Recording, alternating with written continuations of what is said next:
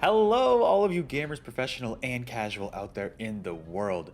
I am MegaAmpster. Thank you for clicking on this video. If you did, if you're new here, great to have you here. Welcome to the channel. If you are a returning viewer, always great to have you here. Now, I knew a while ago, a few weeks back, I wanted to make this video because you can already tell the title of the video. Shout out to Jared, friend of the channel. The two of us played through Gotham Knights very recently together through co-op on the PC version on Steam. And, I wasn't originally sold on the idea. I know he was more excited than I was. Then eventually he was like, I was kind of on the fence about getting Gotham Knights as it was. And he was like, yo, we should do co-op because from what it seems like, it could be more fun that way. And I was like, yeah, sure. It's a good way to connect. It's a good way to play games online together. And I'm glad we did. I'm glad we did a co-op. But we ended up getting the game on sale. We did not get it at full price. Just a disclaimer for this video. Gotham Knights, obviously this came out at the end of last year, 2022. Was it like October, I think? And we just got around to playing it. We just wrapped it up 2 days ago as of this recording. In terms of the main story, we did all like the main side quests, not the unending ones. We're talking like just like the main like villain side quests in the game that you can actually, finish and complete. And we played through this game, and this game got quite a bad rap last year. Of course, it's not like Game of the Year material or anything, but we enjoyed it quite a bit. Like it wasn't anything spectacular, but it also wasn't bad. And I mean, it really seemed like a lot of people were pretty negative. I mean, you look at the Metacritic score, 66. I mean, that's not a terrible score. Is it anything great? No, but it's okay. I think, to be honest, I think there's a whole issue with Metacritic. I have a whole issue with Metacritic and all these ratings systems where it's like anything below a 75 is considered terrible, and that's not at all the case. Just think about probability. Anything above 50 would technically be not terrible, right? So 66, it's nothing amazing. It's not even like great, I would say, but it's decent. It is decent. I think it's better than Sonic Forces. I'd have to double check on that, but the user score really, I mean, 3.3 out of 10, not ideal. Out of 202 ratings, so I mean, not a ton of ratings, to be honest. I brought up Saints Row as well, which that like reboot, I think, that came out last year. Slightly lower score, but also like almost 5 times the number of user ratings here. So just to go into it, I wanted to kind of go into just like a critical perception of this game, and like, kind of how we look at the user and critic split here. I feel like the critic reviews is probably what I would align with more.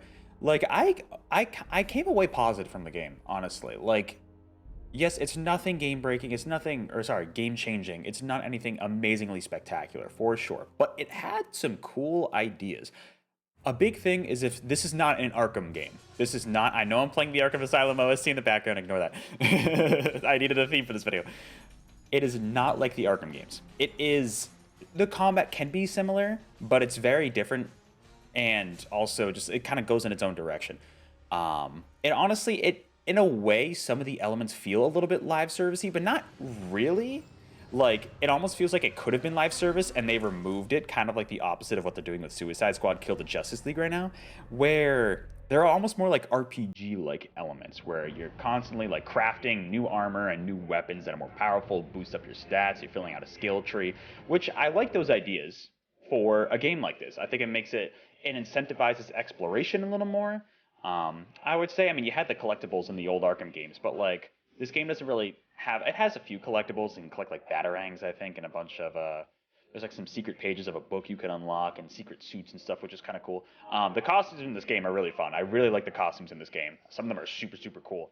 And I don't know, I think one of the reasons I think it seems to get a bad rap is that it's not Arkham, and people were expecting Arkham. And I mean, to be honest, that could be on the marketing, that could also be on consumers for not doing the research and just assuming it was an Arkham game. I don't even think they confirmed it in the Arkham universe, but correct me in the comments if I'm wrong. Another thing that I think was a big oof for people was, I believe the console version of this game is locked to 30 frames. And the reason for that, I believe I made a video actually last year talking about this, where the developers came out and said because the co-op world is like an untethered experience, you can go, if you're playing co-op, the two of you can go anywhere around Gotham City, and not like, it's not like a typical split screen co-op game where you're brought back to if you go too far, you're brought back to where the main controlling player is. Like, no, I was the player who my friend Jared, friend of the channel, was hosting, and I joined his game, and I could just do whatever the hell I wanted. We were in the same world, I could go anywhere I wanted, and that honestly was really fun. And I know there's other games that exist like this out there, but especially because I'm a big Batman fan, and just exploring Gotham City without having to worry about always being around my friend who was hosting the gameplay session was great. I thought that was phenomenal. So that was super cool. And to be honest, like, I would take the frame rate cut for that. Luckily, we were playing on PC, so we didn't have to worry about that. So we still got, I was playing at 1440p, 60 frames. So if you're going to play this game, I mean, the PC version is the way to go. Also, I mean, it's probably going on sale most of the time on Steam, because you know how Steam sales are. I wouldn't say get this game at full price. You do not need to pay 60, 70, whatever it was for this game. Wait for a sale. It's been on sale for a lot now, so definitely jump in when it's a deal that's more appropriate for your tastes, I guess. If you want to jump in, sure. I mean, I personally wouldn't, but it's up to you. However much you want to pay for it. But it's not. It's really not anything like Arkham, and the 30 frames. I can't speak to that point, because I guess I really haven't played it on console, but I would imagine it's not a huge deal breaker. It looks great at 60 for sure, but this is not the kind of game that you need 60 frames for. I think like fighting games is really important to have a smooth, consistent 60 frames, and other games along those. But like, this to me is in the similar boat to like the Warriors games, like Age of Calamity. Age of Calamity is not 60, it's 30 on Switch, and it works perfectly fine for what it is. So I don't think it's necessarily unneeded. Like I said, I would take that cut frame rate, which is still consistent 30, for the untethered co-op experience, because I really think that's the way to play. Like, I'm sure you can enjoy it on your own, but the co-op really added a lot, and I think I enjoyed this game a lot more because I was playing online with my friend.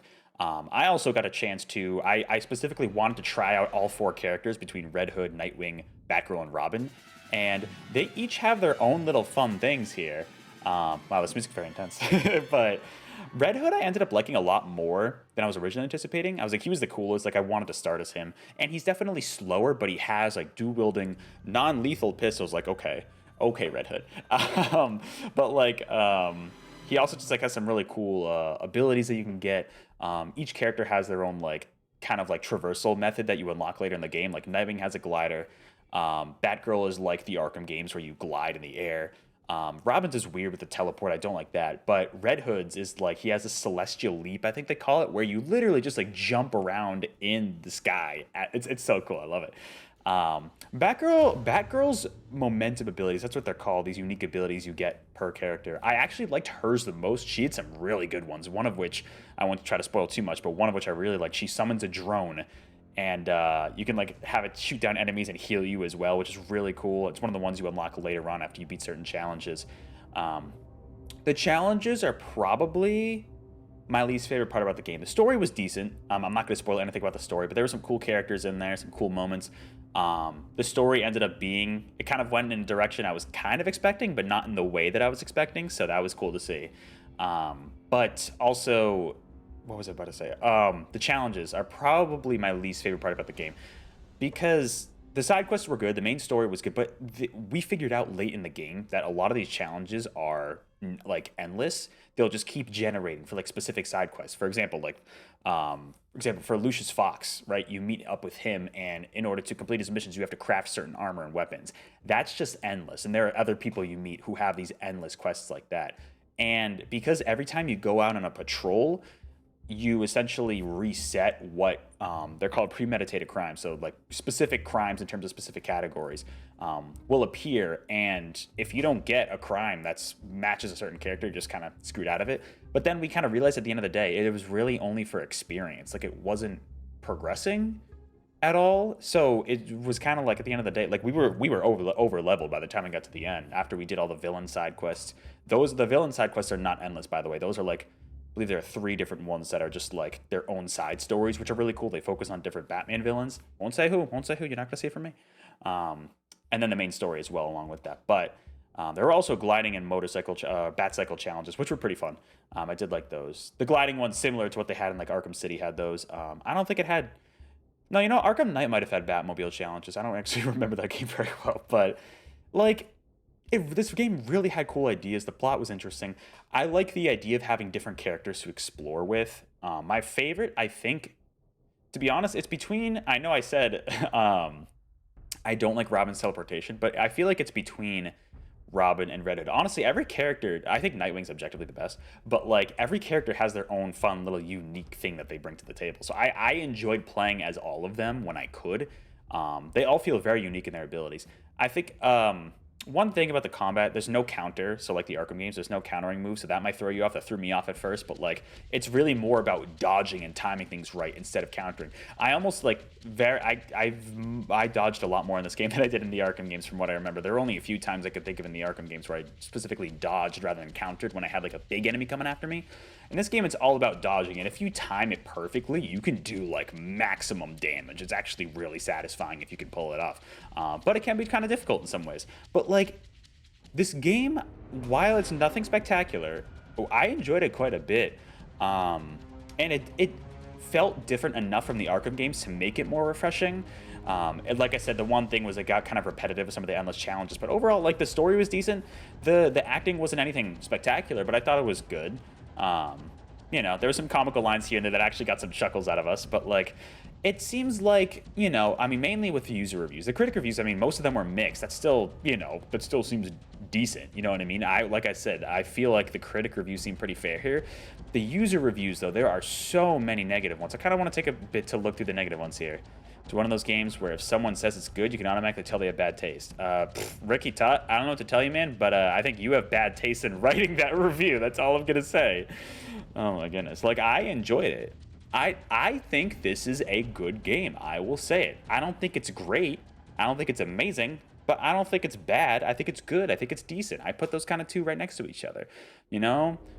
Performance issues. This is below average. Bad game. Developers cut corners so many things. It highlights how great the Arkham games are. Yeah, you could tell there were cut corners here, but like I think the package they delivered wasn't terrible. The bat cycle is atrocious. That's just completely incorrect. The bat cycle is better than the fucking gliding. I don't know what this guy's talking about. So it really. Let's look at these zero reviews. Game is crashing randomly constantly. I will say the PC version did crash on me maybe 3 times total. Not constantly, but it probably depends on your PC. Performance is poo on high-spec computers. No idea what you're talking about. Skip it now or wait for 90% discount. 30. Here we go. 30 FPS is very sad. Like, first of all, you're on the PC version, so if you're running at 30 FPS, that's on you because you can go up probably even more than 60. But second of all, I'm not gonna lie. Like, if that's really 6 out of 8 users, 6 out of 8 people, I don't know what they're doing. If you're really complaining about the 30 frames like that much, I don't know what your priorities are. I'm not gonna lie. Game that looks great on paper, but has lazy implementation. You can feel the lack of passion. I wouldn't argue the lack of passion. In fact, I would kind of argue the opposite because they really tried to flush out some of the characters, the side stories. Like, when else were we gonna get a game where you actually get to play as these side, Batman allies? Like, I think just the fact that this game is existing kind of completely contradicts what this review is saying. Gotham Knights makes RPGs and co-op games looks bad. Okay, yes, this is definitely not one of the best RPGs you can play. I wouldn't say co-op games. I think this is a pretty good co-op game. As an RPG, there's definitely way better RPGs out there for sure, even Western RPGs. But like, I think making it a Batman game into an RPG is actually kind of a novel idea. And I think in some ways they get it right. There's definitely some ways where it falls flat here. Clunky combat, it could be tough to get used to for sure. It could be a little clunky. I completely agree with that. Predictable storyline. I will say, like, I did predict the outcome at the ending. I won't say what it is, but I don't know. Like, just because it was predictable doesn't mean it was bad, And not to mention a lot of optimization problems. True, it could be better optimized for sure. What's interesting is that I was just taking a look at these different reviews. So just comparing it. Apparently the PS5 version, I don't know why the PS5 version is, okay, this one does have more ratings. 68 rather than the 66 here. It makes me wonder just because there's so few ratings. I think PC is the way to go. Okay, this is bizarre. Why is the user score a 5, just about a 5 here, and it's literally only a 3 on PC? That is interesting. It seems like I guess most people probably played it. Damn, wait. 10? Can't stop playing, you have to try. Don't go for the reviews. That's kind of the main thing at the end of the day I wanted to get across with this video is like, play a game on your own and see what you think. Like, if I just focused on the reviews for this game, I wouldn't have played it. But, you know, with motivation to play co-op with my friend online and just general curiosity and kind of disregarding all the bad press it was getting, I ended up coming back with a positive experience. I genuinely think it's good. I would if you're into the Batman genre, if you're into like I said, I would recommend co-op. But even if you're into like just exploring Gotham City, has some RPG elements and stuff like that, I would at least give it a shot on sale. Don't have to pay full price for it unless you really want to. But Arkham fanboy, but you're loving this game. You love the city and how Gotham is more alive. I don't know if I would argue it's more alive, but I would say it's not any necessarily less alive than like Arkham City, for example. The gameplay's fun, you like the characters, you don't know why the minute. Exactly. Media critics can be pretty harsh. I don't even know if it's fully media critics. I mean, there definitely are some. Like, I watched a few podcasts, and like, they don't help because they're like giving it a bad rap. I feel like in a way, like there are some people, you know, on podcasts and things. This is the thing that podcasters have a lot of influence, and reviewers have a lot of influence on just people's general purchasing habits, where it just gets a bad rap. And because it's not anything amazing and it's not comparable to the Arkham games, all of a sudden everybody's shitting on it. And yeah, it's not an Arkham game. You shouldn't be expecting an Arkham game here. I'm sorry. I guess that could be on the marketing team for doing a bad job of making it look different, but it's fun in its own right.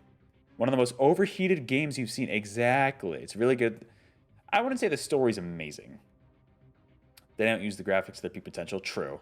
A lot of people talk about how they don't like the combat system. You thought this through, and you think people are just bad at the game. Okay, Anonymous 917. Okay. But I wouldn't say the Arkham City games are button mashing. Yes, I mean, Gotham Knights, like they're saying here, does have the timed attack. So, like, you can also time your dodge and then attack, and that's how you do, like, maximum damage. So, I wouldn't call people bad because they don't, because the combat is a little clunky at times. You so dearly want to love, but time games a reason not to. It's like, I don't know, a worthwhile entry. That is how I would describe this. I like what Finger Guns is saying. The UI is confusing. Yes, okay, UI is honestly pretty bad in this game. Repetitive stripped back combat and lack of stealth options. Yeah, I mean, it's not a ton. Maybe they didn't know how to use the smoke grenades like we did for a little while. Yes, I honestly, this Finger Guns review right here, the 70, this is pretty much how I feel. It is a worthwhile time. If you are a fan of Batman, if you were a fan of DC, and especially these characters, I would recommend it. You know, fun experience in single player or co-op. I can't speak to single player. It probably will still be fun, but I would recommend, if you have a friend who's into it, I would recommend the co-op because I think that adds a lot. You can kind of divvy up different crimes and stuff like that. But yes, yeah, the variety in the 4-night team, completely agree. A lot of variety in all the characters. If you want, try messing around with all 4 like I did, or pick your favorite. You know, my friend just played Nightwing the whole time because Nightwing is objectively the best character in the game. But, like, all 4 are pretty fun in their own right. But yeah, the UI, it can be a little repetitive, right? Especially those endless crimes, like I said. And yeah, I guess I can see lack of stealth options a little bit. But, I mean, it kind of felt... The stealth options kind of felt mostly the same as the Arkham games. I didn't see anything different there. Yeah, I don't know. I would, if you're even remotely curious, you know, get it on sale. I would give it a shot.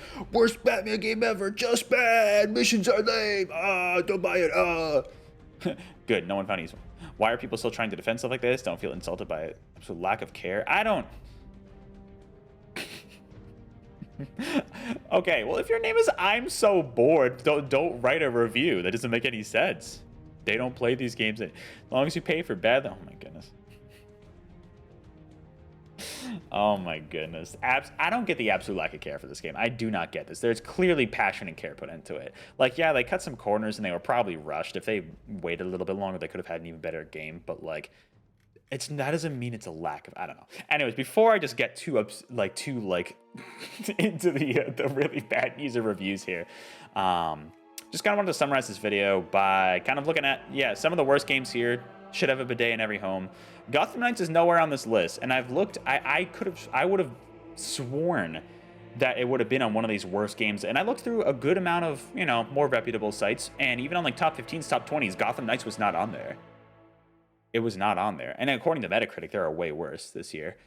It scored better than Saints Row 2, 5 points higher. Not bad, at least the PC version. It's like, I feel like games like this, I can't speak to Saints Row, but I feel like it's so easy in this day and age with the internet, with podcasts, with review sites and everything, giving their opinions. People take it too factually, and I think to a degree that you can, and it's good to be informed of a situation, but you really need to establish your own opinion on a game. If you're even remotely curious, do not let reviews discourage you, unless it's like a 20. Unless it's like a terrible score. This is not a terrible score. This is a good, decent score.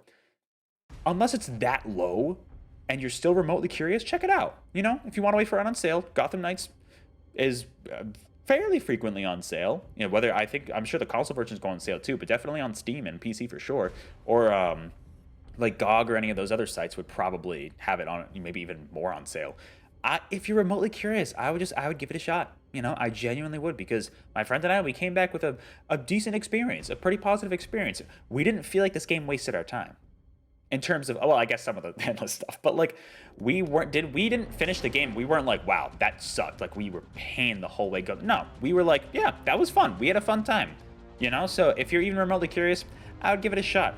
Let me know in the comments below though, if you played this game, if you gave it a shot, what you thought of it. If you liked it, you didn't like it, or I mean, hey, if you're a little hesitant because of the reviews, totally understandable. There's so many reviews out there these days, totally understandable, but maybe give it a shot even if you're still curious. I don't know, I wouldn't completely write it off, but anyways, that is going to do it for this video. Thank you so much for watching. As always, if you did, I will catch you all on the next video or live stream. Take care and go into the night with Batman! I don't know how to end videos. Bye!